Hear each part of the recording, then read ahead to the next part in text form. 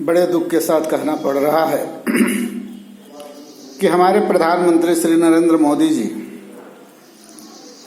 की कुर्सी छीनकर हो सकता है कि नितिन गडकरी जी को देना पड़े और अगले प्रधानमंत्री हमारे नितिन गडकरी जी हों, क्योंकि ऐसा लग रहा है जो पीएम समाज के लाशों पर चढ़कर अपनी कुर्सी बचाने में लगा हो और अपने लिए आलीशान बिल्डिंग बना रहा हो, बिल्डिंग रहने के बावजूद सांसदों के लिए बिल्डिंग बना रहा हो, राष्ट्रपति के लिए बिल्डिंग बना रहा हो, दूसरा सदन बना रहा हो, इतने आपातकाल में बड़े बड़े हॉस्पिटल नहीं बना रहा हो, ऑक्सीजन की व्यवस्था नहीं कर पा रहा हो, लोगों की जान बचाने की व्यवस्था नहीं कर पा रहा हो, उस इंसान को कौन सा इंसान रहने देगा?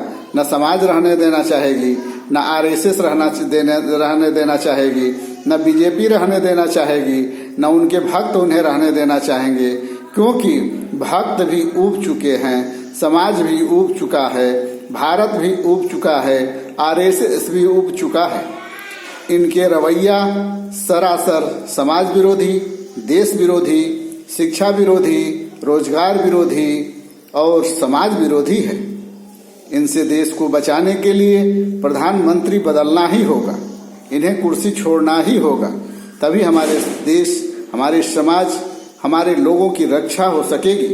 नहीं तो आए दिन हत्याएं होती रहेंगी, मौतें होती रहेंगी, आपात आता रहेगा और हमारे देश में आए दिन भूकंप, महामारी, प्लेग, हैजा, कलरा, डेंगू, तरह तरह की बीमारियां आएंगी, क्योंकि इनका पैर अपशगुन है।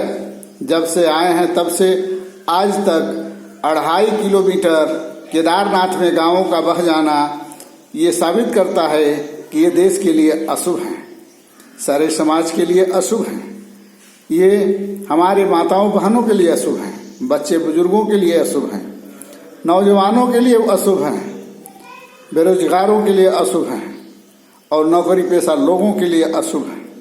क्योंकि जब से ये आए हैं सिर्फ अपने विषय में ही सोचते हैं, जबकि समाज कहता है कि उनका कौन है कि वो अपने विषय में सोचेंगे, लेकिन वो अपने सुख सुविधा के अलावा अगर किसी के विषय में सोचे हों तो सब लोग कमेंट करके हमें बताएं।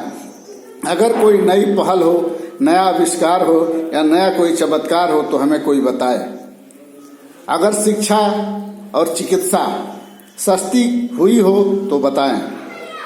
अगर हमारे देश में बड़े बड़े अस्पताल बने हैं, ऑक्सीजन की व्यवस्था हो, पाकिस्तान, नेपाल एवं चाइना या कुवैत से हमें सहयोग नहीं लेना पड़ा हो तो बताइए।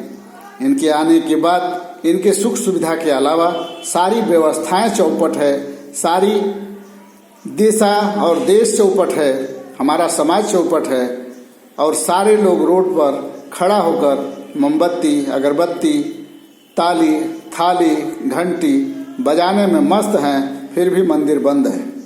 हम समाज से कहना चाहेंगे कि सबका आस छोड़कर प्रभु में प्रेम करें और जगह जगह होम जाप करने की व्यवस्था करें।